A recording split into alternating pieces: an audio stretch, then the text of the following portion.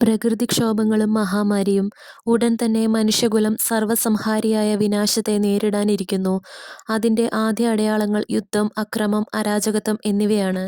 തുടർന്ന് മഴ പെയ്യാത്തതിനാൽ ഉണ്ടാകുന്ന വരൾച്ചയും ക്ഷാമവും സ്ഥിതിഗതികൾ കൂടുതൽ രൂക്ഷമാക്കും. വരൾച്ച ഉണ്ടാകുമ്പോൾ സ്വാഭാവികമായും കാട്ടുതീ ഉണ്ടാകും. അതിനുശേഷം പ്രളയമുണ്ടാകും. വരൾച്ച, ക്ഷാമം, അഗ്നി, പ്രളയം ഇത് നാലും സ്വഭാവത്താൽ തന്നെ ഒരുമിച്ച് സംഭവിക്കുന്നു. ഭൂകമ്പത്തിനും മറ്റു പ്രകൃതിക്ഷോഭങ്ങൾക്കും ശേഷം ക്ഷാമമുണ്ടാകുമെന്ന് ഞാൻ നേരത്തെ തന്നെ പ്രവചിച്ചിരുന്നല്ലോ. ഈ യുഗത്തിന്റെ അന്ത്യം അടുക്കുംതോറും ഭൂകമ്പവും മറ്റു പ്രകൃതിക്ഷോഭങ്ങളും വർദ്ധിക്കുക തന്നെ ചെയ്യുമെന്ന സത്യം ഞാൻ നിന്നോട് പറയട്ടെ. തുടർന്ന് മഹാമാരികൾ പ്രത്യക്ഷപ്പെടും. പകർച്ചവ്യാധികളും മഹാമാരികളും ഇപ്പോൾ തന്നെ പൊട്ടിപ്പുറപ്പെട്ടു കഴിഞ്ഞു. അവ പൊതു ആരോഗ്യ സേവന സംവിധാനങ്ങൾക്ക് ഇപ്പോൾ തന്നെ വലിയ വെല്ലുവിളിയാണ്.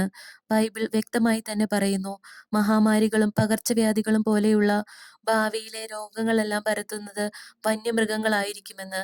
നിങ്ങൾക്ക് വിശ്വസിക്കാനാവുന്നില്ലെങ്കിൽ ദയവ് ചെയ്ത് വെളിപാട് 6:8 വായിക്കുക. മനുഷ്യനെ ആത്മാവിലും ശരീരത്തിലും ശിക്ഷിക്കുന്ന ശിക്ഷകൾ കാണുമ്പോഴെല്ലാം ആ പുരാതന സർപ്പം സന്തോഷിക്കുകയാണ്. സ്വർഗീയ മഹത്വം സ്വയം നഷ്ടപ്പെടുത്തിയ അവൻ മറ്റാരും ദൈവത്തിന്റെ അടുത്തെത്താൻ ആഗ്രഹിക്കുന്നില്ല.